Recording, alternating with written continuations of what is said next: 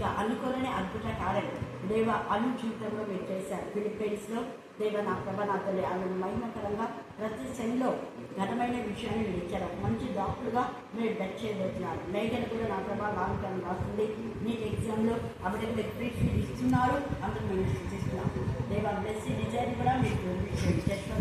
Doctor దేవ మీ జ్ఞానాత్మకత ఇవ్వండి. బేబీష్ doctor వారి ప్రతి అక్కల ఔషధ ఏసు మనకి ఇచ్చారు. దేవ యొక్క నా ప్రభ నా తల్లి మరి అక్కడ ఫంక్షన్ కూడా మీకు మహిమకరంగా జరగడానికి దయచేయమని నేను చేస్తున్నాను.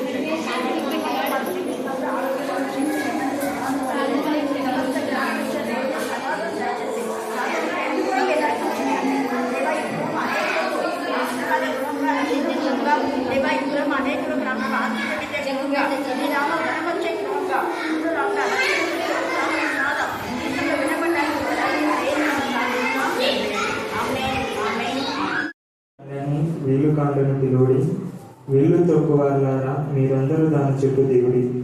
అది యెహోవా మీద గర్వపడినది, ఇశ్రాయేలు పరిశుద్ధుని మీద గర్వపడినది. దానిలో నొకడును తప్పించుకొనకూడదు. దాని క్రియలను బట్టి దానికి ప్రతీకారం చేయుడి. అది చేసిన పని అంతటిని బట్టి దానికి ప్రతీకారం చేయుడి. కావున ఆ దినమున దాని యవనస్తులను దాని వీధులలో కూలుదురు, దాని యోధులందరూ తుడిచివేయబడుదురు. ఇదే యెహోవా వాక్కు. ప్రభువును సైన్యములకు అధిపతి యెహోవా వాక్కు ఇదే. గర్విష్ఠుడా, నేను నీకు విరోధినై ఉన్నాను. నీ దినము వచ్చుచున్నది, నేను నిన్ను శిక్షించు కాలము వచ్చుచున్నది. గర్విష్ఠుడు త్రొట్టెల్లి కూలును, అతని లేవనెత్తి వాడెవడనూ లేకపోవును. నేను అతన్ని పురములలో అగ్ని రాజబెట్టేదను, అది అతని పట్టులన్నిటినీ కాల్చివేయను. సైన్యంలోకి అధిపతి యెహోవా ఇలాగూ సెలవిచ్చుచున్నాడు, ఒకడును తప్పకుండా ఇశ్రాయేలు వారును యూదా వారును బాధింపబడిరి. వారిని చెరపట్టిన వారందరూ వారిని గట్టిగా పట్టుకొనుచున్నారు. వారిని పోనించుటకు సమ్మతింపరు. వారి విమోచకుడు బలవంతుడు. సైన్యములకు అధిపతి యెహోవా అని ఆయనకు పేరు. భూమికి విశ్రాంతి కలుగచేయుటకును బబులోను నివాసులను కలవరపరచుటకును ఆయన బహుగా వాదించి వారి రాజ్యమును కడముట్టించును. దేవుడు పరిశుద్ధ వాక్యం దీవించి Thank you, Father. Thank you, Father. Thank you, Father. Thank you, Father. Thank you, Father. Praise the Lord. Praise the Lord. Praise the Lord. Praise the Lord. Praise the Lord. స్తోత్రం నాయన పరిశుద్ధురావు. మేము స్తుతిస్తున్నాం, మహిమపరుస్తున్నాం, ఘనపరుస్తున్నాం, ఆరాధిస్తున్నాం. ఇంతవరకు నా ప్రభా మీరు చేసిన మేళ్లకు ఉపకారాలను బట్టి, మీరు చేసిన అద్భుత కార్యాలు, ఆశ్చర్యకారాలు, వింత కార్యాలు, గొప్ప కార్యాలు, సూచక్రియలను బట్టి మేము స్తుతిస్తున్నాం. ఈ యొక్క మే మాసం అంచెల్లో అనుదినం మా ప్రభా నూతనమైన ఆత్మలు మీరు చేస్తున్నది కూడా మేము స్తుతిస్తున్నాం. దేవా నూతనంగా వచ్చిన బిడ్డలందరూ కూడా మీరు ఆశ్రయించి బలపరిచి ధైర్యపరిచి దేవా నీకు మహిమకరమైన విధానంలో జీవించాలన్న తపన తృష్ణతో దేవా క్రమంగా నేను మహిమపరిచే బిడ్డలందరిని బట్టి మేము స్తుతిస్తున్నాం. దేవా ప్రతి దినం నూతనమైన లేఖన భాగాలు నేర్చుకుంటున్న బిడ్డను బట్టి మీకు వేణుగా స్తుతులు స్తోత్రం చెల్లించుకుంటున్నాం. ఎవరైతే నూతనంగా వాక్యం నేర్చుకున్నారో వాళ్ళు నూతనంగా నీ వాత్సల్యత కృపణంగా చేసే దేవుడు, నూతన అద్భుత కార్యాలు, ఆశ్చర్యకాలు చేసే దేవుడు, దేవా గొప్ప కార్యం చేసే దేవుడు. గతంలో చేసిన వాటి కంటే ఎక్కువ మేలను ఉపకారం చేయగల సర్వశక్తి మంతుడు. ఎందుకంటే మా అన్న ఎంత వర్ధలతో అంతగా మమ్మల్ని వర్ధన చేసే దేవుడు అని మీకు వేణుగా స్తుతులు స్తోత్రం చెల్లించుకుంటున్నాం. దేవా మేము వర్ధిల్లాలంటే నేను ఎక్కువగా స్తుతించడానికి, ఆరాధించడానికి, మహిమపరచడానికి, కొనియాడడానికి, గర్వపరచడానికి మీ జ్ఞానాన్ని వివేకాన్ని కలగొచ్చేది కాక ఇలాంటి కాల సంఘం మీరు మా తల్లిగా, తండ్రిగా, ఆదరణకర్తగా, ఆశ్రయించగా, మా మంచి స్నేహితుగా, మా మంచి నాయకుడిగా, మా మంచి గైడ్ గా, దేవా మా మంచి విడుదల విమోచగా మీరు ఉన్నారు. అందుకు మేము స్తుతిస్తున్నాం. చెల్లించుకుంటున్నాం. దేవా మీరు మాకు న్యాయపతిగా ఉన్నారు, ప్రధాన కాపులుగా ఉన్నారు, బోధులుగా ఉన్నారు, విజ్ఞాపరిచే ఆత్మగా ఉన్నారు. ప్రతి విషయంలో దేవా మమ్మల్ని ధైర్యపరుస్తూ ముందు నడిపింప చేసే మా ఆదరణ కర్తగా ఉన్నందుకు మరొకసారి వందనాలు స్తోత్రం చెల్లించుకుంటున్నాం. మీరు మాత్రమే స్వస్థపరిచి యెహోవాని మిమ్మల్ని హత్తుకొని ఆనుకొని జీవించే వారిని అద్భుత రీతిగా స్వస్థత కలుగజేసిన ప్రతి అనారోగ్యం ఏ స్థానంలో గర్తించే పాత్రలుగా భరించి దేవా మీకు వందనాలు స్తోత్రం చెల్లించుకుంటున్నాం. దేవా చదువుకున్న లేఖను మాకు ఆశించి విరిచి మా అందరి చుట్టూ మీరు పరిప చేయదు కాక కనికరించండి, కృప దయచేయండి, కృప దయచేయండి, కృప దయచేయండి, కృప దయచేయండి. దేవా మీ కనికరం చొప్పున అందరి బిడ్డలకు మీరు సహాయం దయచేయండి తండ్రి. నిరుద్యోగ సమస్య నిర్మూలన చేసే తండ్రి మీరు మాత్రమే. ప్రత్యేక రీతిలో ఎంతమంది కోవిడ్ తో సఫర్ అవుతున్నారో వారందరూ మీరు స్వస్థపరచును కాక. దేవా మీరు స్వస్థపరిచి యెహోవాగా ఉన్నందుకు మేము స్తుతిస్తున్నాం. ఇంతవరకు మేము అగిన క్షేమ స్థితిని, ఆరోగ్యాన్ని, బలాన్ని, శక్తిని, నెమ్మది, సమాధానం బట్టి మీకు వందనాలు స్తోత్రం చెల్లించుకుంటున్నాం. తండ్రి అయిన దేవా ఈ యొక్క రాత్రి కాల సమయంలో ప్రత్యేక రీతిలో అందరినీ భయం అలాగే కలవరంలో ఉన్న వారిని మీరు స్వస్థపరచు కాక, నెమ్మది కలుగజేయదు కాక. దేవా కనికరించండి, కృప దయచేయండి ప్రార్థిస్తున్నాం. మా దేశంలో నా ప్రభ నా తండ్రి మీరే రక్షణగా విమోచగా ఉన్నందుకు మేము స్తుతిస్తున్నాం. మా దేశం యొక్క నా ప్రభ యుద్ధ వీరులు మీ జ్ఞానాత్మకంగా మీరు ఇవ్వండి. సైనికులకు మీ శక్తి, మీ సహాయం, మీ నైపుణ్యం, మీ యొక్క చురుకుదనాన్ని కలుగ చేయను కాక. ఎందుకంటే యుద్ధం యెహోవాదని మీరు సెలవిచ్చినారు. దేవా మీ గాయపడస్తా, మీ దక్షిణ హస్త, మీ కుడి హస్త, మీ పరిశుద్ధ బాహు మాత్రమే నీ బిడ్డలకు తోడుగా ఉండి మా దేశంలో కాపాడుతున్న విధానం బట్టి ఎంత స్తుతించినా కూడా తక్కువే ప్రభా. మీకే స్తోత్రం, మీకే స్తోత్రం, మీకే స్తోత్రం, మీకే స్తోత్రం. మీ మహా కనికరం బట్టి మేము స్తుతిస్తున్నాం నాయన. కనికరం గల తండ్రి కరుణించే మన ధ్యానాంశం 20 చివరి భాగంలో మనం ఉంటున్నాం. తండ్రి అయిన దేవుడు ఎంతో ఇదిగా మనకిచ్చిన లేఖన భాగంలో, చదివిన లేఖన భాగంలో మనం అంశం విన్నాం. ఏంటి చెప్పండి? వారి విమోచకుడు. మళ్ళీ చెప్పండి, మళ్ళీ చెప్పాలి. అందిస్తున్నాము. వారి విమోచకుడు బలవంతుడు. ఇదే పదం ఇంకొక చోట ఉంది. ఏమనండి చెప్పండి? వారి విమోచకుడు బలవంతుడు అనేది ఇంకొకటి ఉంది. చెప్పినా నేను ఇంతకుముందు అందుగా వారి విమోచకుడు సజీవుడు లేదా మన విమోచకుడు సజీవుడు. సజీవులే కదా దేవుని స్తుతిస్తాడు. చెప్పండి, ఎవరు స్తుతించే దేవుని? సజీవులే కదా దేవుని స్తుతించేది, మహింపరిచేది, గణపరిచేది, ఆరాధించేది. మృతులు ఏ విధంగా స్తుతిస్తారో అది రాయబడింది. అంటే ఇప్పుడు ఎంతమంది స్తుతించినారో గట్టిగా నాకు తెలియదు, వాళ్ళు సజీవులు. ఎంతమంది స్తుతించలేదో వాళ్ళు చచ్చిన శవాలే. ఎందుకంటే శవం స్తుతిస్తుందా ఎక్కడన్నా కదా?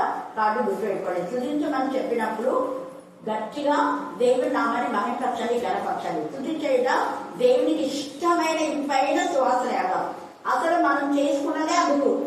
మనం 24 గంటలు ఆయన స్తుతించాలనే ఆయనకి ఇష్టం. కానీ మనమేమో ప్రార్థనేమో గంట సేపు చేస్తాం, స్తుతి మాత్రం 1 నిమిషం ఉండదు. ఆ గంటలో మేమేమో కోరుకుంటున్నాం అన్నీ.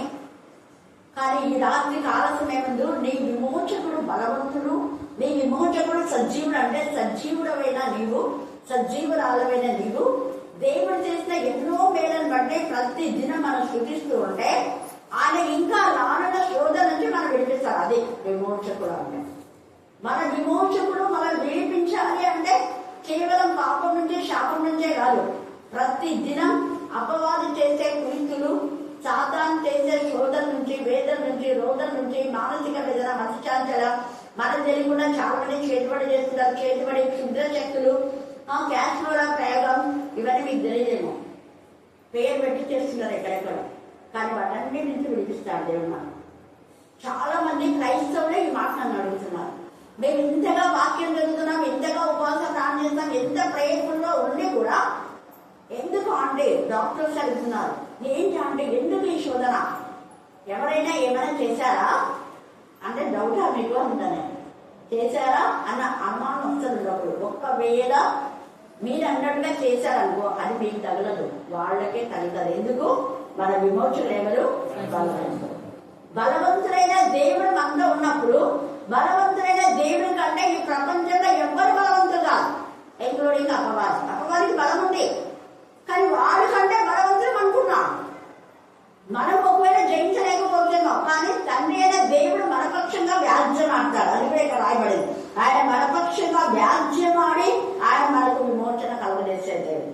కాబట్టి ఇలాంటి కాలసంలో మొట్టమొదట మనం పూర్తిగా ఆత్మ మనసుతో, పూర్ణాత్మ, పూర్ణ మనసు, పూర్ణ వివేకం, పూర్ణ బలం, పూర్ణ శక్తితో దేవాన్ని నాకు విమోచకుడు అని అంతటిలో బాగా నుంచి దేవుని స్తుతించగలిగినట్లయితే ప్రతి దినం ప్రతి క్షణం దేవుడు నేను విమోచిస్తూనే ఉంటాడు. అందుకని ఇశ్రాయేలు కాపాడేవాడు ఉంటాడు, నిద్రపోడు. అయితే ఇక్కడ ఎందుకు ఈ మాట వాళ్ళ విమోచకుడు బలవంతుడు అని? ఎవరి విమోచకుడు అంటే ఇక్కడ ఇశ్రాయేలు జనాంగం ఉంది, తర్వాత అన్య దేశం యొక్క ప్రజలు ఉన్నారు. అన్య రాజులు కానివ్వండి, ఒకవేళ యూదా రాజులైనా కూడా, ఇశ్రాయేల్ రాజులైనా కూడా గర్వించినారు. అలా ఎవరైతే గర్వించారో వాళ్ళందరికీ తగిన శిక్ష విధించినాడు దేవుడు. ఒక్కరిని కాదు, ఎవరిని విడిచిపెట్టలేదు. అందుకే గర్వము ఏమిటి మనకు దారి తీస్తుందంటే నాశనానికి. ఇక్కడ మనం చూస్తే ఈ గర్వం అనేది మొట్టమొదట ఎవరిలో వచ్చింది? అప్పవాళ్ళు వాళ్ళు వచ్చింది. నేను సదా పర్వం మీద తీసుకుంటాను, దేవుడితో నన్ను సమానం చేసుకున్నా. వాళ్ళకి వచ్చిన ఆ గర్వాన్ని దేవుడు అణిచివేయడానికి ఆయన పడేస్తే వాడు ఇంకా గర్వించి ఏం చేస్తున్నా అంటే, ఓ నీకు మానవుడు అంటే చాలా ఇష్టం కదా, వాళ్ళు నీ స్వరూపం ముందు నీ పోలిక చొప్పున నీలాగా చేసుకున్నావు కదా, నాలాగా చేయలే అంటే దేవదూతలకు శరాపులకు మనకు డిఫరెంట్. అందుకని మాలా కాదు మీలాగా చేసుకున్నావు కాబట్టి వాళ్ళని నేను శోధిస్తాను, వాళ్ళలో గర్వాన్ని పెంచేస్తా, నీకు విరోధంగా రేపుతానని వాడు అనుకున్నాను. అందుకని ఇక్కడ చూడండి 29వ వచనం చదవండి. బబులోనునకు రండని విలుకాండ్రను విలువుని, వీళ్ళు తప్పు వారలారా మీరందరూ దాని చుట్టూ దిగుడి అని బబులోను అనుకుంటుంది. బబులోను దేవునికి విరోధం. ఐగుప్తు, బబులోను ఇంకా చాలా ఉన్నాయి. ఈ యొక్క మోయాబు, అమ్మోనీయులు, గిర్గాసీయులు, ఇవీలు, హిత్తీయులు, యెబూసీయులు వీళ్ళందరూ కూడా దేవునికి విరోధమైన విధానంలో ఏలికలు చేస్తారు. దేవునికి విరోధం అంటే దేవుని నామాన్ని గణపరిచి మహిమపరిచి దేవుని స్తుతించి ఆరాధించే ప్రజలను టార్గెట్ చేసి వాళ్ళకు బాధ గురి చేస్తారు. వాళ్ళని బాధ పెడితే దేవునికి బాధ అనేవాడు, వాళ్ళని అవమానం పరిస్తే దేవునికి అవమానం. వాళ్ళ పైన యుద్ధం వాళ్ళు చేస్తే వాళ్ళని గెలిచినామంటే దేవుని గెలిచినట్టుగా ఫీల్ అయిపోతుంటారు వీళ్ళ మీదుగా. అయితే ఇక్కడ కూడా వాళ్ళు ఏమంటున్నా అంటే దేవుడి ప్రజల చుట్టూ ఏదో హాని చేయడానికి అని చెప్పేసి వాళ్ళు అనుకుంటున్నారు. అయితే అప్పుడు దేవుడు ఊరుకోవడం లేదు. అందుకే అన్నాడు కదా దేవుడు కూడా, అది యెహోవా మీద గర్వపడినది. ఎవరి మీద గర్వపడినదంట? యెహోవా మీద.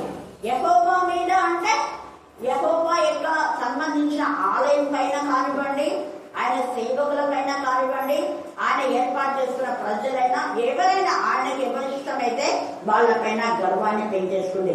ఒకటి మనమందరం వెళ్దాము అని చెప్పేసి వేరే వాళ్ళని కూడా సమకూరుస్తూ ఉంది. యెహోవా మీద గర్వపడినది, ఇశ్రాయేలు పరిశుద్ధుని మీద గర్వపడినది. అందుకే కింద చెప్తున్నాను, యెహోవా మీద అంటే ఇశ్రాయేలు పరిశుద్ధుడు, ఆయన పరిశుద్ధుడు. పరిశుద్ధులైన దేవుడి మీద గర్వపడడం ఏంటి, దీని గర్వం ఏంటి అనేసి ఇక్కడ యిర్మీయాకు నిజంగా ఇది రాసేటప్పుడు ఆశ్చర్యం అయిపోతుంది. పరిశుద్ధులైన దేవుడి మీద దీని గర్వం ఏంటి అని అనుకుంటున్నాను. తర్వాత దానిలో ఒక్కడో తప్పించుకోనకూడదు, దాని క్రియను బట్టి దానికి ప్రతీకారం చేయడని దేవుడు అంటున్నాడు. అది ఎంత గర్వపడుతుంది కదా, దాని గర్వానికి తగినది మీరు చెయ్యండి అన్నట్టుగా దేవుడు కూడా ఏమంటున్నా అంటే దాని క్రియలను బట్టి దానికి ప్రతీకారం చేయడి, అది చేసిన అని అంతని బట్టి దానికి ప్రతీకారం చేయడి. కావున ఆ దినమున దాని యవనస్తులు దాని వీధులలో కూడదు. ఇది ప్రవచనం. తండ్రి అయినా దేవుడికి కోపం వచ్చేస్తుంది. ఆయన యొక్క సృష్టిలో ఒక భాగం ఈ అపవాది కూడా దేవుని చేత సృష్టించబడి కూడా దేవుని చేతనే దేవుని ద్వారా అంటే మనం మేలు పొందిన వాళ్ళపైన మనం గర్వించకూడదు. మనకు సహాయం చేసిన వారిపైన గర్విస్తే దేవుడి పైన గర్వించినట్టే లెక్క. ఎందుకంటే దేవుడు సహాయకారిగా ఉండి సహాయం చేయమని ఇద్దరికి చెప్తాడు. సహాయం చేసేవారు దేవుడి ప్రేరేపణ ద్వారా సహాయం చేస్తారు. మరి దేవుడి ప్రేరేపణ ద్వారా వాళ్ళు సహాయం చేసినప్పుడు నువ్వు సహాయం చేయాలా, కానీ సహాయం చేయకపోగా గర్వించి నీ అక్కలను తీసి నీ యొక్క మరి అవసరం తీరిన తర్వాత నువ్వు గర్వించి అహంకారంగా ప్రవర్తిస్తే అస్సలు దేవుడు ఊరుకో. అందుకనే దేవుడికి కోపం వచ్చి వాడు చేసిన దానిని బట్టి వాళ్ళ యవనస్తులను దాని వీధుల్లో కూడదు. ఇక్కడ ఎవరు యవనస్తులు వీధులలో కూడారు చెప్పండి? గర్వించిన వాళ్ళ యవనస్తులు వీధులలో కూడారు. ఎవరు? సరే, ఈ మధ్యనే ధ్యానం చేసుకున్నాం కదా, ఆహాబు 70 కుమారులు యవనస్తులే. ఎవరు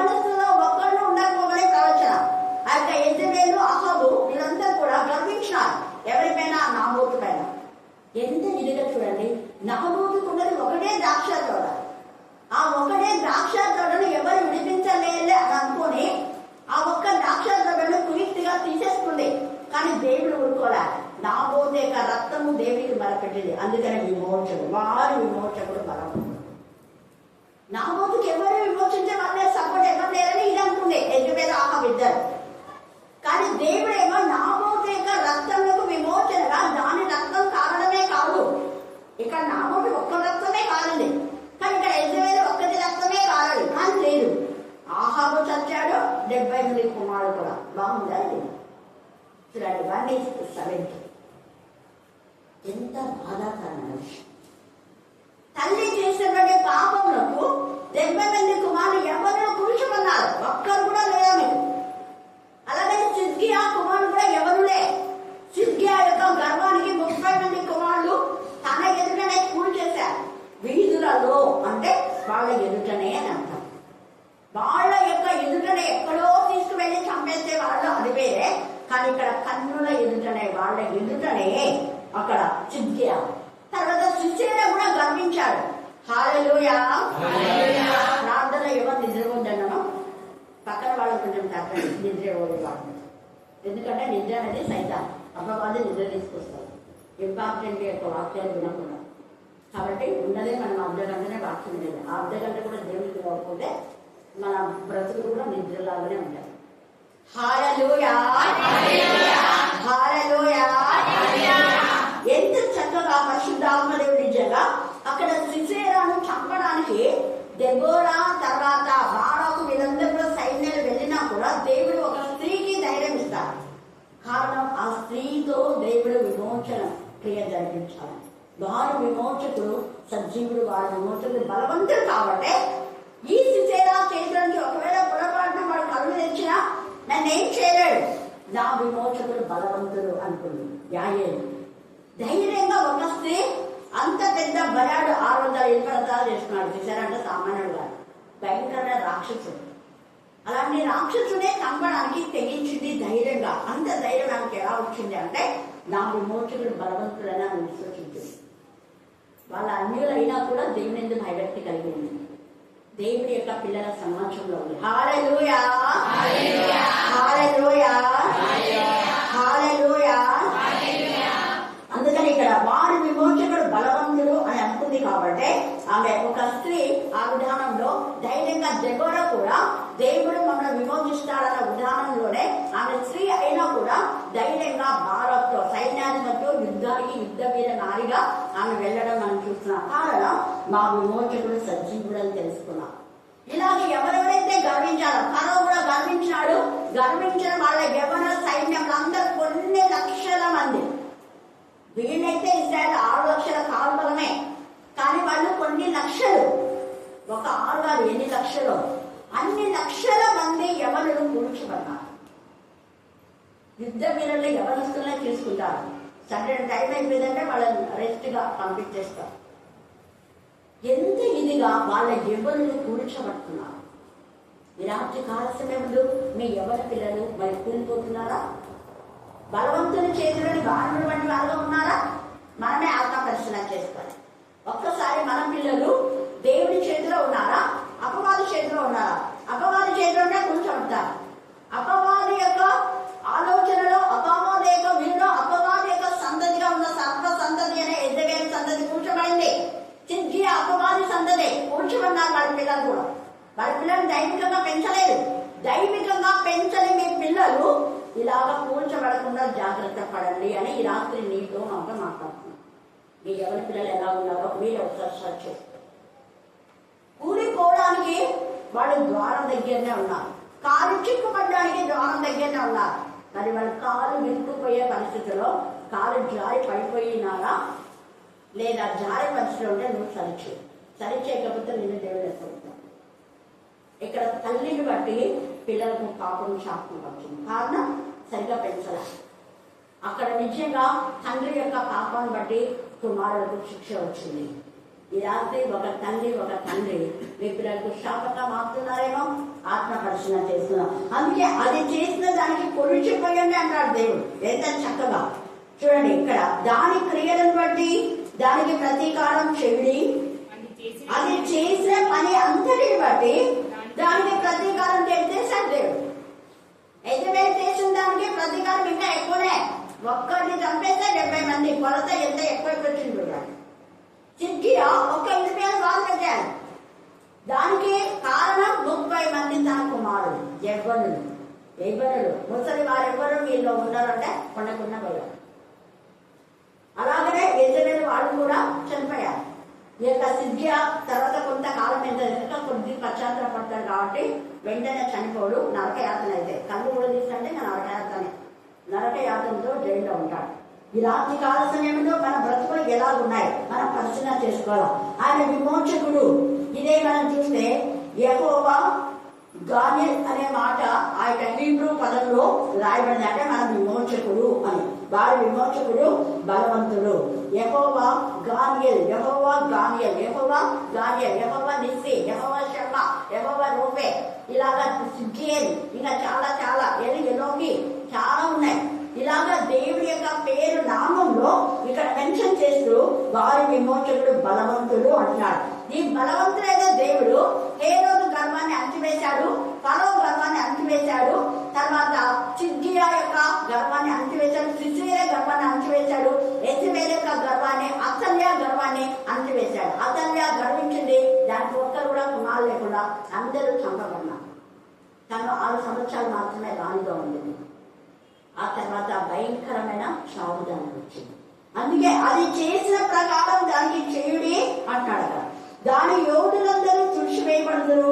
ఇదే యెహోవా వాక్కు. ప్రభువును సైన్యములకు అధిపతియుడగు యెహోవా వాక్కు ఇదే. గర్విష్ఠుడా, నేను నీకు విరోధులై ఉన్నాను. ఈరోజు గర్విష్ఠుగా ఉన్నావా? దేవుడు నీకు విరోధి. తగ్గించుకో.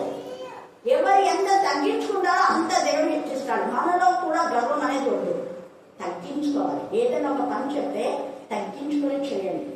అలా మనం తగ్గించుకున్నామా లేదా అన్నది మన పనుల్లో తెలుస్తుంది. తగ్గించుకోవడం అంటే నేను ఉదాహరణ చెప్తా.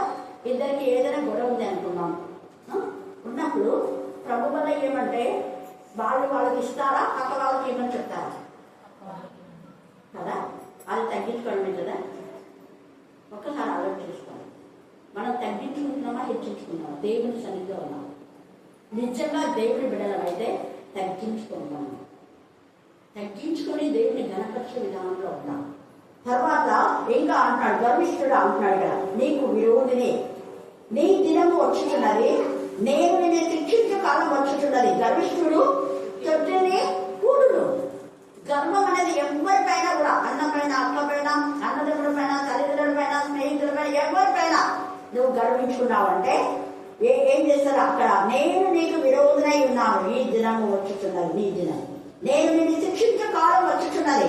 గర్విష్ఠుడు తొట్టిల్ని కూడును, అతని లేవనెత్తిన వారు ఎవరిలో లేకపోవడం. నేనే బాగా వాక్యం చెప్తా, ఇంకొకరు చెప్పేది ఏంటి, నేనే ప్రాణం చేస్తా, గర్వం అని. దాన్ని గర్వము అంటారు. నేనే కాదు, అందరికీ దేవుని ఆత్మ ఉంది, మీరు కూడా చేయగలరు అని అందరిగా ప్రార్థన చేయించాలి, అందరికీ సమయం ఇవ్వాలి. అది తగ్గించుకున్న వాళ్ళ యొక్క లక్ష్యం. ఈ రాత్రి మనం ఎలా ఉన్నాం చూడండి. గర్విష్ఠుడు ఎంత తేలికెత్తాడు. గర్విష్ఠుడు తొట్టిల్ని కూడునంట, అతని లేవనెత్తు వాడెవరు లేకపోను, నేను అతని పురంలో అగ్ని రాసి పెట్టదు. ఇక్కడ చాలా అర్థంతో ఉంది. అతని పురములో అంటే శరీరంలో రోజు ఏదో ఒక రోగాలు అంటే రోగాలు, నెమ్మదిలో సమాధానంలో శాంతి ఉంది. ఎవరికి గర్విష్ఠుడు ఒకటి పోతే ఒకటి. గర్విష్ఠుగా ఉన్నావా? ఈ రాత్రి మనం జ్ఞాపకం చేసుకుందాం. పురములో అంటే శరీరంలో, అది అతని చుట్టుపక్కల అన్నింటినీ కాల్చివేయును. సైన్యములకు అధిపతి యెహోవా ఇలా సెలవిస్తున్నాడు, ఒకరిలో తప్పకుండా ఇశ్రాయేలు వారిలో యూదా వారును బాధింపబడి, అంటే అప్పుడు వాళ్ళని బాధించారు. దేవుడి పిల్లలు, వాళ్ళు దేవుడి చేత ఏర్పరచబడిన వాళ్ళు కదా, వాళ్ళు దేవుడి పిల్లలు కదా అని వాళ్ళు కూడా సమానమైనటువంటి ఆధిక్యతలు ఇచ్చి ఉంటే దేవుడు నిన్ను ఇలాగా పాటు చేసేవాడు కాదు. కానీ దేవుడి పిల్లలపైన నిన్ను హెచ్చించుకున్నావు, దానికి ప్రతిగా దేవుడిక శిక్ష ఇవ్వబోతున్నాడు. అందుకే అంటాడు అక్కడ ఎంత విధిగా ఇశ్రాయేలు వారికి అవన్నీ బాధపడి వారిని చెరపట్టిన వారందరూ వారిని గట్టిగా పట్టుకుంటున్నారు. వారిని పోలించుటకు సమ్మతింపరు. అయితే వారి విమోచకుడు బలవంతుడు, ఇశ్రాయేలు విమోచకుడు. ఎంత తేటగా పరిశుద్ధాత్మ మాట్లాడుతున్నాడు. ఇక్కడ మనం చూస్తే యోబు 19:25 చదవండి. యోబు 19:25. అయితే నా విమోచకుడు సజీవుడనియు తరువాత ఆయన భూమి మీద నిలిచిననియు నేను ఎరుగుదును. అది ఆయన సజీవుడు. ఆయన ఎప్పుడు సజీవులకు సజీవుడు. ఆయన మృతులకు కాదు, మృతులకు దేవుడు కాదు ఆయన. యోబు 5:25 చదవండి. యోబు 5:25. మరియు నీ సంతానం విస్తారమగుననియు నీ కుటుంబీకులు భూమి మీద పచ్చిక వలె విస్తరించదు. అది ఎవరి పిల్లలు నీతివంతులే కాదు. గర్విష్ట పిల్లలు ఇక్కడే చచ్చారు. ఇంకా విస్తరించారు, సమూల నాశనం అయిపోయారు. సౌలు కుమారుడు ఎవరు కూడా లేదు. వాళ్ళ మనవడు ఒకటి మెప్పించి కట్టలేదు. కొంతమంది మనమలు ఉంటారు, కానీ అక్కడ కొడుకులందరూ చంపడతారు. ఈవెన్ మనలు కూడా కొంతమంది వేరే కొడుకులు కూడా చంపబడతారు. ఎంత బాధ చూడండి. సౌలు తను తాను రక్షించుకున్నాడు రాజులని. అవును కదా, నేను రాజుగా ఉండడానికి దాని కారణం కదా మర్చిపోయాడు. నేను ఈ స్థితిలో ఉండడానికి కారగలగలని నువ్వు మర్చిపోతే ఇదిగో ఇలాంటి స్థితి వస్తుంది. ఎంత బాధగా చేసిన మేడలు ఎప్పుడు మర్చిపోతాను. మనం ఎప్పుడు కూడా మేడను గుర్తు చేసుకుంటున్నారు. యోబు 6:9. యోబు 6:9. దేవుడు తన ఇష్టానుసారముగా నలుపును కాక, అంటే తన బిడ్డలు తన ఇష్టానుసారంగా నలిపి దేవుడు హెచ్చిస్తాడు. ఆయన చేత మనం నలపబడుతున్నాం అంటే ప్రేమతో, ఆయన కఠినంతో కాదు. ఆయన మనకు కీడు చేత శోధించాడు. నేను కొరకే బాధ వేదన రోధం చేస్తే మనం ఇంకా హెచ్చిస్తాడు. యోగు కూడా నలబడ్డాడు, కానీ యోగు హెచ్చించబడినాడు. రెండంతలుగా ఆశీర్వాదం. ఇక్కడ యెజబెల్ కూడా నలగొట్టబడి తల చిన్నగొట్టబడింది. కారణం దానికి నాశనమే. అది బ్లెస్సెడ్ కావడానికి కాదు. ఇది గుర్తుపెట్టుకోవాలి. దేవుడి పిల్లలు నలగొట్టబడినప్పుడు ఇంకా దేవుడు ఇచ్చేస్తాడు. వాళ్ళు ఇంకా ఆశీర్వదిస్తాడు. దేవుడి పిల్లలు ఎవరైనా బాధ పెడితే అక్కడ బాధ పడుతున్నాము అంటే నేను ఇంకా ఎక్కువ హెచ్చించడానికే, నేను ఇంకా బలపరచడానికే, నేను ఇంకా ధైర్యపరచడానికే, నేను ఇంకా వాడుకోవడానికి, నేను ఇంకా పై ఎక్కించడానికి, కొండ పైన ఎత్తైన కొండ పైన ఉన్నత శిఖరం పైన ఎక్కించడానికి దేవుడు కొన్ని ఆలోచిస్తాడు మన జీవితంలో. యోసేపు లాగా యోసేపును భరించాడు, కానీ ఉన్నత స్థాయిలో ఉంచాడు. దావీదు ఉన్నత స్థాయిలో ఉంచాడు. చిన్నప్పుడంతా ఎంత బాధను అనుభవించాడు. యోసేపు, దావీదు, వీళ్ళందరూ కూడా యోబు ఎన్ని బాధలు అనుభవించారు. కానీ అవన్నీ వాళ్ళకు ఎంతగా ఆశీర్వాదాలు ఇచ్చాయంటే అంత ఆశీర్వాదం. ఇప్పుడు ఒకవేళ నువ్వు దేవుడిని భయభక్తి కలదానిపై ఉంటే ఇన్ని బాధలు ఎందుకు దేవా అని అనుకోడు. హబక్కు కూడా ఇలాగని బాధపడ్డాడు. చూడండి, చివరిగా హబక్కు ఇంటికి వెళ్తా చదవండి, టైం లేదు కాబట్టి. హబక్కు 1వ అధ్యాయం 1 నుంచి ఆ అధ్యాయం అంతా మీరు చదవండి. ఇప్పుడు 5 వచనాలు మాత్రం చదవండి. ప్రవక్త ఏమో హబక్కు వద్దకు దర్శన రీతిగా వచ్చిన దేవోక్తి. దర్శన రీతిగా అంటే వెలుగులో ఉన్నప్పుడే, యెహోవా నేను మొరపెట్టినను నీవెన్నాళ్ళు ఆలకింపకుంటువు. ప్రశ్నిస్తున్నాడు, ఎందుకు దేవా ఇలా చేస్తున్నాడు, ఎన్నాళ్ళు ఆలకింపకుండా. బలత్కారము జరుగుతున్నదని నేను నీకు మొరపెట్టినను, నీవు రక్షింపకై ఉన్నావు. నన్నెందుకు దోషం చూడలేకపోతున్నాను ప్రభా, నన్ను తీసేసుకో అన్నట్టుగా మాట. దోషం నన్ను ఎందుకు చూడచున్నావు, ఇంకా బాధ నీ వేళ ఊరకే చూస్తున్నావు. ఎక్కడ చూసినను నాశనములు బలత్కారములు అగుపడుచున్నాయి. జగడములు కలహములు రైతుల జగడాలు. మేలు చేస్తే జగడాలు, ఏదో పాపం కదా అని మనం వాళ్ళకి ఏమైనా సాయం చేస్తే మళ్ళీ వాళ్ళు ఇవ్వడానికి అయితే గొడవ జగడాలు, మళ్ళీ గర్వించి మాట్లాడుతుందా చూడండి ఎంత ఇదిగా. అందుకనే జగడములు అన్నాడు అక్కడ. జగడములు కలహములు రేగుతున్నాయి. అందువలన ధర్మశాస్త్రం నిరర్ధకమాయను, న్యాయం ఎన్నడూ జరగకుండా మారిపోయాను. భక్తిహీనులు వచ్చి నీతి పరులను పట్టుకుందరు.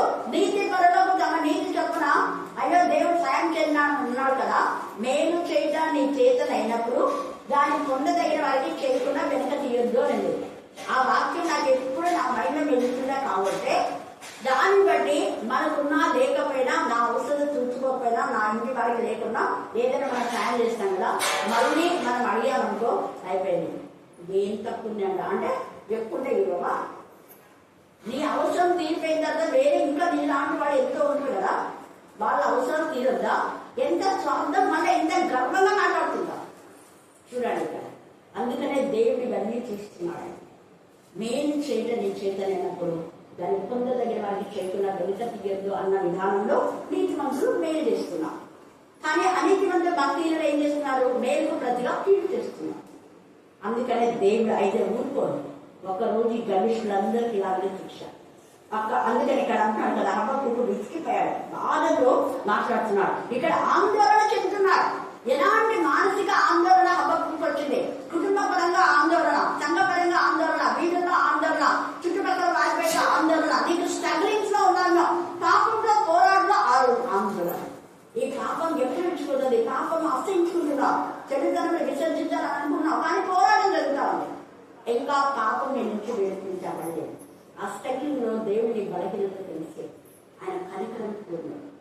అది ఎందుకంటే చెడుతనం అసహించుకున్నామని దేవుడు తెలుసు, పాపం అసహించుకున్న దేవుడు తెలుసు, ఆ పాపం నేను ఇంకా విడవటం లేదని దేవుడికి తెలుసు. అప్పుడు దేవుడే బలవంతుడై ఆ పాపం నేను నుంచి తీసేస్తాడు. Thank God. హల్లెలూయా, హల్లెలూయా, హల్లెలూయా.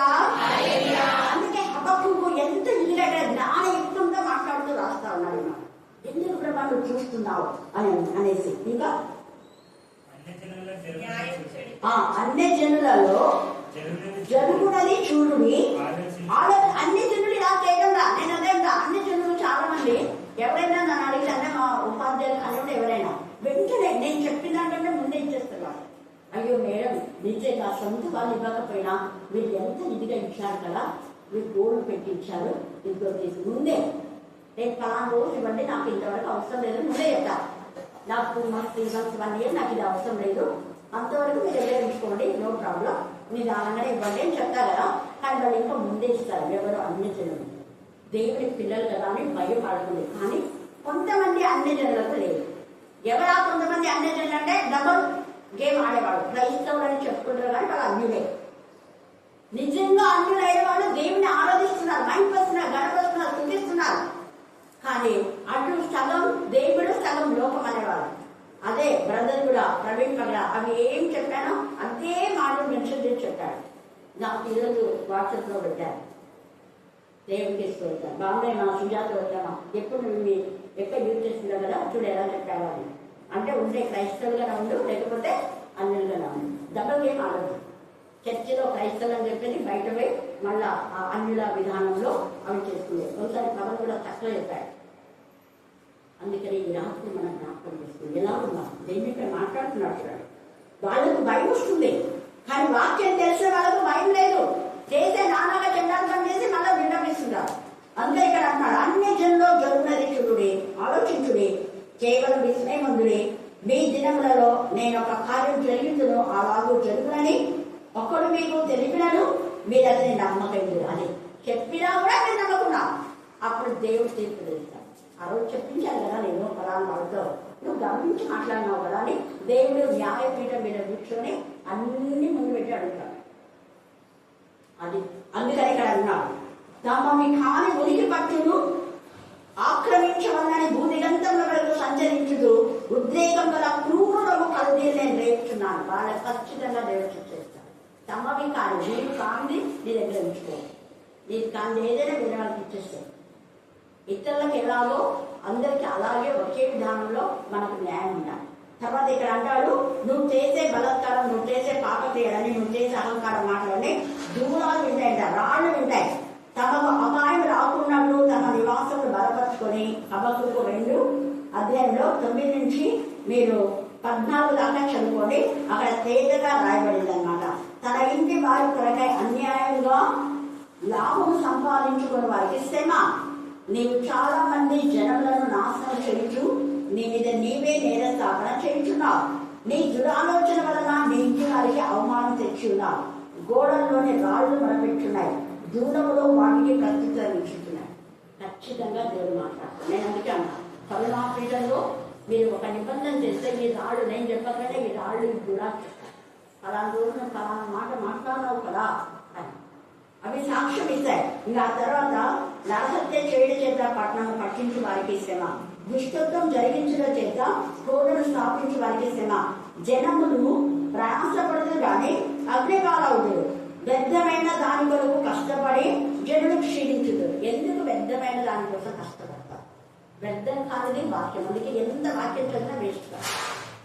సమయం పోనివక వాక్యం వినండి, వాక్యం చదవండి, వాక్యానుసారంగా జీవించండి. అప్పుడు బలవంతుడైన దేవుడు మనకు విమోచనగా ఉండి బలహీనలో ఉన్నటువంటి నయోమి రూట్ను విమోచించారు.